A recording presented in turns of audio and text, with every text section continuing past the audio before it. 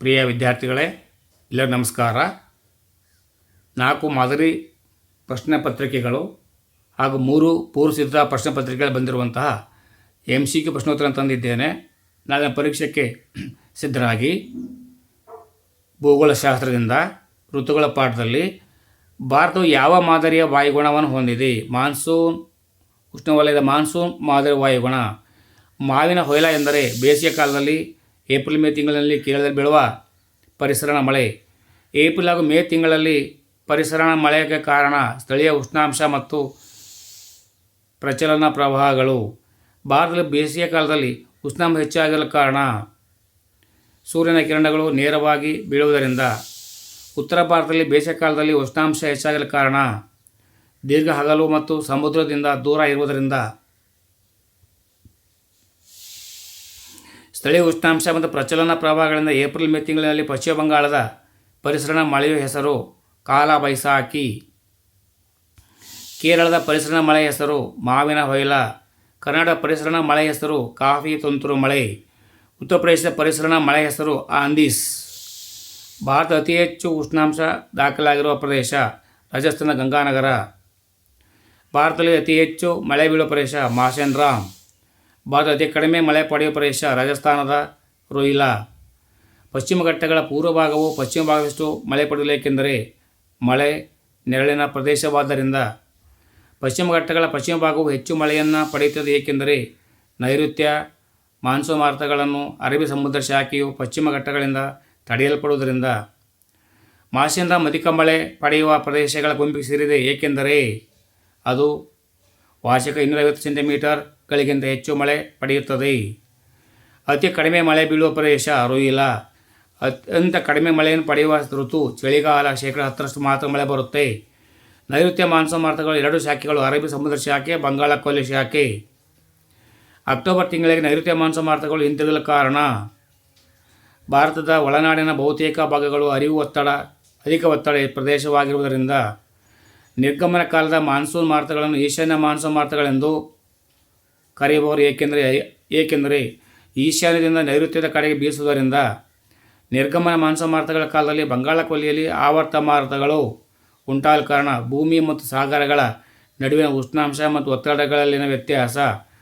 ಭಾರತದಲ್ಲಿ ಪಡೆಯುವ ವಾರ್ಷಿಕ ಸರಾಸರಿ ಮಳೆ ಪ್ರಮಾಣ ಸರಾಸರಿ 118 ಸೆಂಟಿಮೀಟರ್ಗಳು. ಚಳಿಗಾಲದ ಅವಧಿ ಡಿಸೆಂಬರ್ನಿಂದ ಫೆಬ್ರವರಿ. ಬೇಸಿಗೆಕಾಲ ಮಾರ್ಚ್ನಿಂದ ಮೇ. ಮಳೆಗಾಲ ಜೂನ್ನಿಂದ ಸೆಪ್ಟೆಂಬರ್. ಭಾರತದಲ್ಲಿ ನಿರ್ಗಮನ ಮಾನ್ಸೂನ್ ಮಾರುತಗಳ ಅವಧಿ ಅಕ್ಟೋಬರ್ನಿಂದ ನವೆಂಬರ್. ಭಾರತದ ಅತಿ ಉದ್ದವಾದ ರಾಷ್ಟ್ರೀಯ ಹೆದ್ದಾರಿ NH-44. ಸಾರಿಗೆ ಎಂದರೆ ಜನರು ಮತ್ತು ಸರಕುಗಳನ್ನು ಒಂದು ಕಡೆಯಿಂದ ಮತ್ತೊಂದು ಕಡೆಗೆ ಸಾಗಿಸುವುದಕ್ಕೆ. ಸುವರ್ಣ ಚತುಷ್ಕೋನ ಯೋಜನೆ ಪ್ರಾರಂಭವಾದ ವರ್ಷ 1995. ಭಾರತ ಹೆಬ್ಬಾಗಿಲು ಅಥವಾ ಸ್ವಾಭಾವಿಕ ಹಾಗೂ ದೊಡ್ಡ ಬಂದರು ಮುಂಬೈ. ಭಾರತ ಚಹಾ ಬಂದರು ಕಲ್ಕತ್ತಾ. ಭಾರತ ಅತ್ಯಂತ ಹಳೆಯ ಬಂದರು ಅಥವಾ ಕೃತಕ ಬಂದರು ಚೆನ್ನೈ. ಚತುಷ್ಕೋನ ಯೋಜನೆ ಎಂದರೆ ಭಾರತದ ಪ್ರಮುಖ ನಗರಗಳಾದ ಚೆನ್ನೈ, ಮುಂಬೈ, ದೆಹಲಿ, ಕಲ್ಕತ್ತಾಗಳನ್ನು ಸಂಪರ್ಕಿಸುವಂತೆ ನಿರ್ಮಿಸುವ ಯೋಜನೆ. ಮಾರ್ಗಸೂಚಿ ಅಥವಾ ಪಾತ್ಫೈಂಡರ್ ಎಂದು ಕರೆಯಲ್ಪಡುವ ತಂತ್ರಜ್ಞಾನ GPS ಗ್ಲೋಬಲ್ ಪೊಸಿಷನಿಂಗ್ ಸಿಸ್ಟಮ್. ದೂರ ಸಂವೇದಿ ತಂತ್ರಜ್ಞಾನ ಎಂದರೆ ವಸ್ತುಗಳನ್ನು ಭೌತಿಕವಾಗಿ ಸ್ಪರ್ಶಿಸದೆ ಅವುಗಳ ಮಾಹಿತಿಯನ್ನು ಸಂಗ್ರಹಿಸುವುದು. ಬೆಂಗಳೂರಿನ ಅಂತಾರಾಷ್ಟ್ರೀಯ ವಿಮಾನ ನಿಲ್ದಾಣದ ಹೆಸರು ಕೆಂಪೇಗೌಡ ವಿಮಾನ ನಿಲ್ದಾಣ. ಭಾರತದ ವಿಮಾನ ನಿಲ್ದಾಣ ಪ್ರಾಧಿಕಾರ ಸ್ಥಾಪನೆ ವರ್ಷ 1995. GIS ಆರಂಭದ ವರ್ಷ 1960. ಕೆನಡಾ ಪ್ರದೇಶದಲ್ಲಿ. ಪ್ರಪಂಚದ ಅತ್ಯಂತ ಎತ್ತರವಾದ ರಸ್ತೆಯನ್ನು ಹೊಂದಿರುವ ದೇಶ ಭಾರತ. ಜಗತ್ತಿನ ಅತಿ ಎತ್ತರ ರಸ್ತೆ ಮಾರ್ಗವನ್ನು ನಿರ್ಮಿಸಿದೆ ಭಾರತ.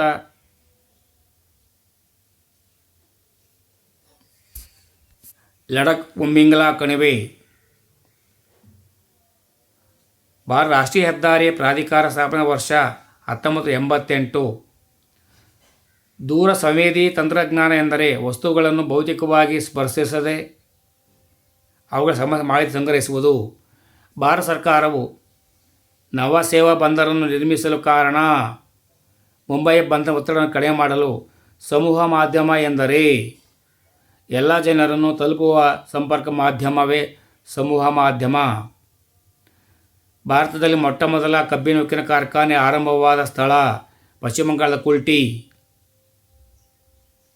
ಭಾರತದ ಮ್ಯಾಂಚೆಸ್ಟರ್ ಅಥವಾ ಕಾಟನ್ ಪೋಲಿಸ್ ಎಂದು ಯಾವುದನ್ನು ಕರೆಯುತ್ತಾರೆ? ಮುಂಬೈ.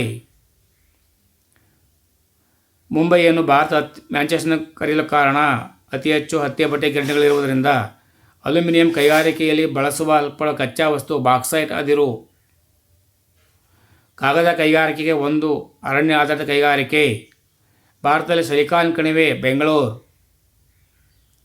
ಬೆಂಗಳೂರನ್ನು ಭಾರತ ಸಿಲಿಕಾನ್ ಕಣಿವೆ ಎಂದು ಕರೆಯಲು ಕಾರಣ ಅದು ತಂತ್ರಜ್ಞಾನ ಕೇಂದ್ರವಾಗಿರುವುದರಿಂದ. ಸಕ್ಕರೆ ಕೈಗಾರಿಕೆಗಳು ಗಂಗಾ ನದಿ ಬಯಲು ಪ್ರದೇಶಗಳಲ್ಲಿ ಹೆಚ್ಚಾಗಿ ಕೇಂದ್ರೀಕೃತಗೊಂಡಿವೆ. ಅಲ್ಲಿ ಹೆಚ್ಚಾಗಿ ಕಬ್ಬು ಬೆಳೆಯುವ ಪ್ರದೇಶಗಳು ಹೆಚ್ಚಾಗಿರುವುದರಿಂದ. ಭಾರತದ ಪ್ರಾದೇಶಿಕ ಮತ್ತು ಸ್ವತಂತ್ರ GPS ವ್ಯವಸ್ಥೆ ಹೆಸರು?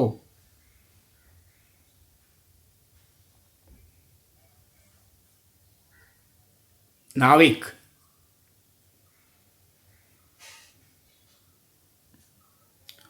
ಇಸ್ರೋ ಸ್ಥಾಪನೆಯಾದ ವರ್ಷ 1969 ಆಗಸ್ಟ್ 15. ಇಸ್ರೋದ ಕೇಂದ್ರ ಕಚೇರಿ ಇರುವುದು ಬೆಂಗಳೂರು. ಇಸ್ರೋದ ಪ್ರಥಮ ಅಧ್ಯಕ್ಷರು ಡಾಕ್ಟರ್ ವಿಕ್ರಮ್ ಸಾರಾಭಾಯಿ. ಇಸ್ರೋದ ಪ್ರಮುಖ ಸಾಧನೆ ಮಂಗಳಯಾನ ಮತ್ತು ಚಂದ್ರಯಾನ. ಕೈಗಾರಿಕಾ ವಲಯ ಎಂದರೆ ಕೈಗಾರಿಕೆಗಳು ಹೆಚ್ಚು ಕೇಂದ್ರೀಕೃತವಾಗಿರುವ ಪ್ರದೇಶ. ಜವಳಿ ಕೈಗಾರಿಕೆ ಎಂದರೆ ಹಲವಾರು ಕೈಗಾರಿಕೆಗಳಿಗೆ ಅಗತ್ಯವಾದ ಕಚ್ಚಾ ವಸ್ತುವನ್ನು ಒದಗಿಸುವುದು. ವಿವಿಧ ಬಗೆಯ ನಾರುಗಳಿಂದ ಬಟ್ಟೆ ತಯಾರಿಸುವುದು. ಪ್ರಸ್ತುತ ಅತಿ ವೇಗವಾಗಿ ಬೆಳವಣಿಗೆ ಹೊಂದುತ್ತಿರುವ ಕೈಗಾರಿಕೆಯ ಕ್ಷೇತ್ರ ಜ್ಞಾನಾಧಾರಿತ ಕೈಗಾರಿಕೆಗಳು.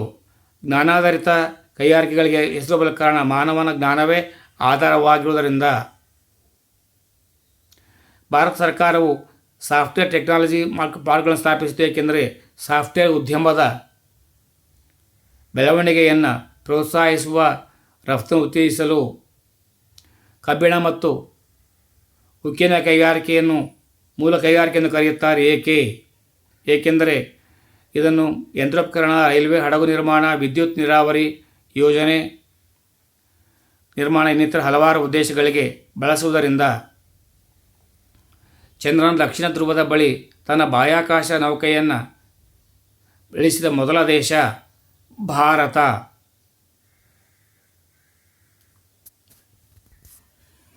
ಚೆನ್ನಾಗಿ ಅಭ್ಯಾಸ ಮಾಡಿಕೊಳ್ಳಿ, ಮನನ ಮಾಡಿಕೊಳ್ಳಿ. ನಾಳೆ ಪರೀಕ್ಷೆಯಲ್ಲಿ ಯಶಸ್ಸನ್ನು ಹೊಂದಿ. ಸರ್ವರಿಗೂ ಶುಭವಾಗಲಿ. ಸರ್ವೇ ಜನೋ ಸುಖಿನೋ ಭವಂತು. ಜೈ ಹಿಂದ್, ಜೈ ಕರ್ನಾಟಕ, ಜೈ ಭಾರತ್ ಮಾತೆ.